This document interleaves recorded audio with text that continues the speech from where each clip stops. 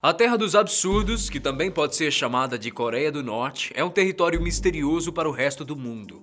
Em meio a ameaças de guerra constantes, condenações jurídicas que beiram o inacreditável e violação dos direitos humanos de seu povo, o governo da República Democrática Popular da Coreia, junto de seu líder Kim Jong-un, não precisam de muito para criar problemas com quase todo o mundo, literalmente falando. Apesar das declarações polêmicas, algumas ameaças de Kim Jong-un não são muito levadas a sério por seus rivais, como os Estados Unidos, por exemplo. Já a Coreia do Sul não abaixa a guarda e responde às provocações à altura. E se você está curioso sobre as maiores loucuras do líder coreano, mais conhecido na China como o Gordinho Terceiro, vem comigo então que o canal Fatos Desconhecidos lista as 6 ameaças mais bizarras já feitas pela Coreia do Norte. Eu sou Guilherme Marques e seja muito bem-vindo aqui ao nosso canal. Número 1. Grinch coreano. Não sabemos ao certo como e se a Coreia do Norte celebra as festividades de fim de ano, mas de uma coisa nós temos certeza: Kim Jong-un abomina luzes e árvores de Natal e acusou o seu país vizinho de provocações que poderiam acabar em guerra.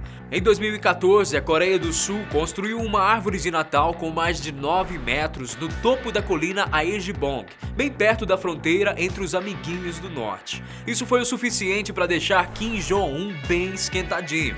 E os porta-vozes do ditador acusaram o vizinho do Sul de usar a religião como insinuação de conflito. Pelo visto, alguém tinha acordado em péssimo humor. O que ninguém esperava era que o Conselho Religioso da Coreia concordasse que a construção da árvore poderia de fato ocasionar um conflito entre os países, já que a torre era visível a muitos quilômetros para dentro da Coreia do Norte. Se você acha que a Coreia do Sul aceitou essa ameaça numa boa, pensou errado.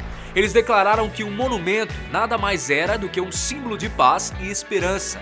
Não se rendeu ao ataque de raiva de Kim Jong-un e continuou com os planos da cerimônia de iluminação. O Grinch coreano mandou o recado dizendo que aquilo era uma exibição clara e provocativa de guerra e ameaçaram atacar a Coreia do Sul para destruí-la de vez, com artilharia e tudo. Pelo visto, essa história ficou só na ameaça mesmo, porque de fato nenhum conflito armado aconteceu, dessa vez. Número 2. Crime televisivo. Você pode não acreditar, mas assistir novelas na Coreia do Norte pode levar uma pessoa ao corredor da morte.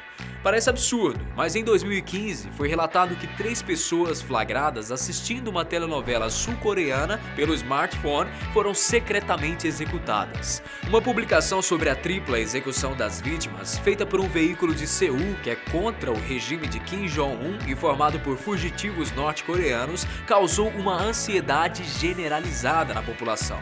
Isso porque pesquisas apontam que 25% das pessoas que conseguiram fugir do país já haviam assistido a um DVD pirata ou a alguma transmissão ilegal.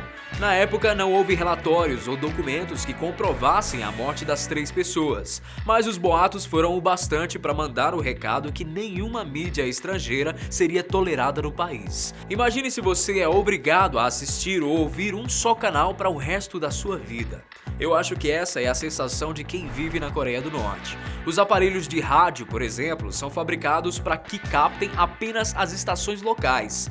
Mas como a mente dos orientais é mesmo bem engenhosa, eles já descobriram que pequenas modificações podem captar as transmissões estrangeiras. Uma curiosidade é que uma das rádios ilegais mais ouvidas pelos norte-coreanos é apoiada pelos Estados Unidos. Teoria da conspiração? Sim ou não? A preocupação de Kim Jong-un em eliminar quem ameace a hegemonia intelectual em seu país é pelo efeito que a informação externa pode causar na população, desde os comerciantes de base à elite das grandes empresas. Já foi comprovado que muitas das pessoas que tiveram acesso a alguma forma de notícias estrangeiras são favoráveis às opiniões dos americanos e fugitivos do governo. Apesar das constantes ameaças e terror psicológico, o governo de Kim Jong-un possui algumas falhas e muitas vezes é ridicularizado pela imprensa internacional, que dizem ser provocações de um governo que vive por conta de fazer palhaçadas. Não dá pra discordar, né? Número 3. No último volume. E aí, achou que tinha acabado? Escuta só essa.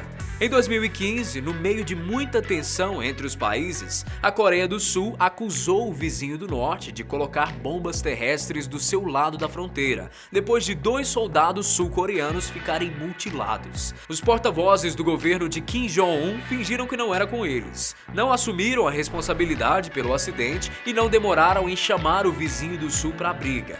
Como sabemos que a Coreia do Norte abomina qualquer tipo de conteúdo ou informação de fora do seu país, os sul-coreanos resolveram matar Kim Jong-un, mas de raiva. Conhecendo seu inimigo como ninguém, a Coreia do Sul colocou alto-falantes super potentes na fronteira com o país e explodiu em músicas no estilo K-pop e muitas indiretas através da rádio Voice of Freedom. Eles transmitiram a programação do canal durante semanas. Isso pode até parecer bobo para o resto do mundo, mas essa provocação explícita era como pisar no maior calo de Kim Jong-un sobre enviar mensagens externas aos norte-coreanos.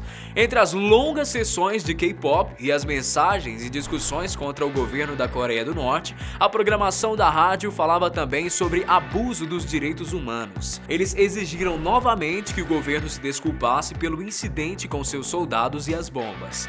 Com a tensão entre as duas Coreias em último grau, o Norte negou o ataque aos soldados mais uma vez e o líder do governo ordenou que suas tropas se preparassem para a guerra. Ao mesmo tempo, a Coreia do Sul aumentou a força militar do seu lado da fronteira e foi acompanhada pelos Estados Unidos, que gentilmente cederam aviões de guerra para sobrevoarem a região.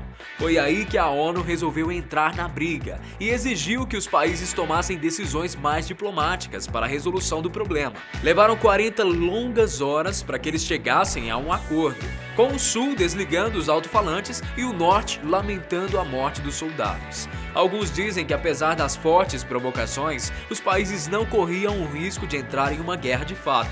Mas temos que reconhecer que a Coreia do Norte cria os seus próprios problemas, principalmente quando é para irritar a Coreia do Sul. Número 4. Olha o passarinho. Apesar de ser uma das nações mais fechadas e misteriosas do mundo, a Coreia do Norte atrai muitos turistas e curiosos, especialmente as pessoas que têm tendência a desafiar regras. Antes mesmo de chegar ao destino, os turistas que se aventuram a visitar o país de Kim Jong-un recebem por escrito algumas instruções de como se comportar, o que dizer e para onde apontar a sua câmera, por exemplo. Eles são super mega sigilosos sobre os seus assuntos internos e chega a ser paranoico, já que uma simples foto de pessoas caminhando pela rua pode te causar sérios problemas. E nem pensa em tirar foto dos detalhes de uma estátua. É preciso que a imagem enquadre todo o corpo. Há instruções para que as fotos que retratem pobreza, obras e construções não sejam feitas. Se estiver com data marcada para ir à Coreia do Norte, espere ter sempre um par de olhos vigiando seus passos, viu? Número 5. Gordinho não pode. Todos os dedos estão apontados para John McCain, um senador republicano americano. Ele chamou Kim Jong-un de criança gorda e doida, e não parou por aí. Disse que a China seria a única potência capaz de dar um basta às infundadas ameaças de guerra e que, se quisessem, poderiam paralisar a economia norte-coreana em apenas uma semana. Além disso, ele chegou a inferiorizar o perigo que Kim Jong-un representa, insinuando que eles não estavam lidando com um ditador como Joseph Stalin, que, na opinião de McCain, tinha certos limites quando o assunto eram barbáries. Limites parecem realmente ser uma coisa que Kim Jong-un desconhece, não é mesmo? Dá pra imaginar que o tal gordinho maluco ficou bem de boa com essa história? Só que não. O governo da Coreia do Norte disse que isso ofendia profundamente a dignidade do seu líder. Era o pior tipo de demonstração de hostilidade que os Estados Unidos poderiam ter em relação à República Democrática Popular da Coreia, e chamaram o inimigo para a briga em uma nova ameaça de guerra. No meio disso tudo, eles aproveitaram para mandar indiretas a outro senador estadunidense, Ted Cruz, sobre as declarações dele dizendo que a Coreia do Norte deveria ser considerada uma nação apoiadora do terrorismo. Depois de falarem de novo e de novo que as declarações dos senadores eram motivos suficientes para a guerra, já que o povo norte-coreano também ficou extremamente ofendido com os insultos a Kim Jong-un, John McCain não pareceu nem um pouco preocupado e apenas perguntou no seu Twitter: Coreia. Vocês queriam que eu o chamasse de quê? De criança magra e maluca? Algumas especulações da mídia dizem que ano passado a Coreia do Norte solicitou à China que os usuários das redes sociais do país fossem proibidos de se referirem a Kim como uma pessoa gorda. Se você ficou esse tempo todo perguntando qual o peso dele, lá vai. Kim Jong-un pesa mais de 120 quilos, ao mesmo tempo que governa uma nação de pessoas famintas e muito pobres. É realmente bizarro. Número 6, Prêmio Framboesa. Você se lembra do polêmico filme produzido pela Sony que contava a história da morte de Kim Jong-un? A produção de 2014, de acordo com a Coreia do Norte, foi lançada sob ordens do então presidente Barack Obama, e isso deixou todo mundo na Coreia bem nervoso. A comédia A Entrevista conta a história do assassinato do líder da Coreia do Norte por jornalistas. Após ameaças de guerra feitas pela Coreia, a Sony suspendeu o lançamento do filme imediatamente, e para completar a bagunça, o banco de dados deles foi hackeado. O FBI resolveu enfrentar Kim Jong-un, colocando a culpa do ataque à Sony Pictures nele, que não deixou por menos e acusou o rival de ser capaz de produzir provas incontestáveis para culpá-los, mas que seria tarde demais. Tarde demais pra quê, né? O ex-presidente Obama disse na época que suspender o filme era privar e abafar o direito à liberdade de expressão e que não era aceitável que um ditador desse ordens para os norte-americanos. Ainda ironizou que se a Coreia do Norte se sentia provocada por um simples filme de comédia, que tipo de ameaça eles receberiam depois de exibir um documentário ou notícias que não fossem do seu agrado. Nós aqui conseguimos imaginar muitas possibilidades, Mr. Obama. O fato é que a entrevista causou tanto alvoroço na mídia global que a Sony Pictures e as bilheterias dos cinemas jamais deixariam de lucrar com a produção.